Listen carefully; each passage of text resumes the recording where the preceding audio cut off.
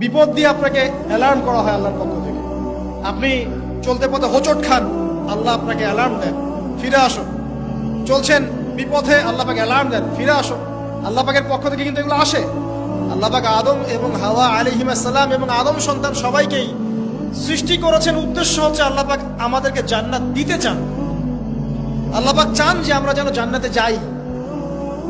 যদি আমরা জান্নাতে যেতে না পারি পরকালে, একটা কারণে যেতে পারবো না, অনলি একটা কারণ, সেটা হলো আমাদের নিজের দোষে। একটা কারণ, যারা জাহান্নামে যাবে মানুষ এবং জিনদের মধ্যে, নিঃসন্দেহে মহাবিশ্বে তারা ছাড়া জাহান্নামে যাওয়ার উপযুক্ত কেউ ছিল না। ও জাহান্নামে যাওয়ার উপযুক্ত ছিল বলেই আল্লাহ পাক তাকে জাহান্নামে পাঠাবেন। আর যারাই জান্নাতে যাবে প্রত্যেকেই শুধু আমলের বদৌলতে যাবে না, বরং আল্লাহ পাকের রহমতেই যাবে। কেউই তার আমল দিয়ে জান্নাতে যেতে পারবে না। নবী সাল্লাল্লাহু আলাইহি ওয়াসাল্লাম এমন ভাষ্য বলছেন, ইল্লা আনা, আমিও না, ইল্লা বিরহমাতিল্লাহ, আমিও নয়, তবে আল্লাহ পাকের দয়া আমাকে ঘিরে ধরবে। আল্লাহ পাকের রহমত যাদের উপরে বর্ষিত হবে তারাই জান্নাতে যাবে ইনশাআল্লাহ। কে আমল দিয়ে যেতে পারবে। যত আমলই করি বলা যাবে না এই আমলের বদৌলতে জান্নাতে যেতে পারবো। আল্লাহ পাক দয়া না করলে হবে না। আল্লাহ পাক চান যে আদম সন্তান যেন জান্নাতেই যায়। এই কারণেই সৃষ্টি করা, এই কারণেই আপনার ওহীভিত্তিক গ্রন্থগুলো পাঠানো, এই কারণে নবী রাসূল পাঠানো, আলেম ওলামা সৃষ্টি করা, মানুষকে সতর্ক করা, হায়াত দেয়া, বারংবার জীবনে চলতে ফিরতে আপনাকে অ্যালার্ম করা হয়, আল্লাহর পথে ফিরে আসেন, আল্লাহর পথে ফিরে আসেন। অ্যালার্ম করা হয় না? বিপদ দিয়ে আপনাকে অ্যালার্ম করা হয় আল্লাহর পক্ষ থেকে। আপনি চলতে পথে হোঁচট খান, আল্লাহ আপনাকে অ্যালার্ম দেন, ফিরে আসো। চলছেন বিপথে, আল্লাহ পাকে অ্যালার্ম দেন, ফিরে আসো।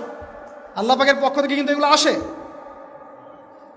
অদ্ভুত একটা হাদিস বললাম, অদ্ভুত বলতে বলছি অ্যামেজিং হাদিস, যে একজন সাহাবী বলছেন, সালমান রাদিয়াল্লাহু আনহু, তিনি বলছেন যে যখন মুমিনের উপর বিপদ আপদ বালা মুসিবত আসে, তখন মুমিনের এই বিপদ আপদ বালা মুসিবত রোগ শোকের বদৌলতে আল্লাহ পাক তার গুনাহগুলোকে মাফ করে দেন এবং তার মর্যাদাকে বাড়িয়ে দেন, এবং সে আল্লাহর দিকে ফিরে আসার অনুশোচনা করার সুযোগ পায়। আর যখন কাফের মুশরিক বা ফাসেক মানুষকে এইসব রোগ ব্যাধি বিপদ আপদ বালা মুসিবত ঘিরে ধরে, তার দৃষ্টান্ত সেই উটের ন্যায় যে উটটাকে তার মালিক বেঁধে রেখেছে, এরপর ছেড়ে দিয়েছে। সেই উটটা বুঝতেও পারলো না কেন তার মালিক তাকে বেঁধে রাখলো আর কেনই বা তাকে ছেড়ে দিল। কথাটা কি বুঝতে পারছেন?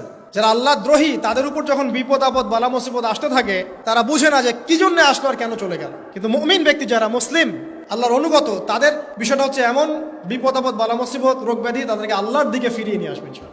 দেখুন, এই যে পৃথিবীতে নামিয়ে দেয়া, এরপর আল্লাহর পক্ষ থেকে ঐশী গ্রন্থগুলো পাঠানো,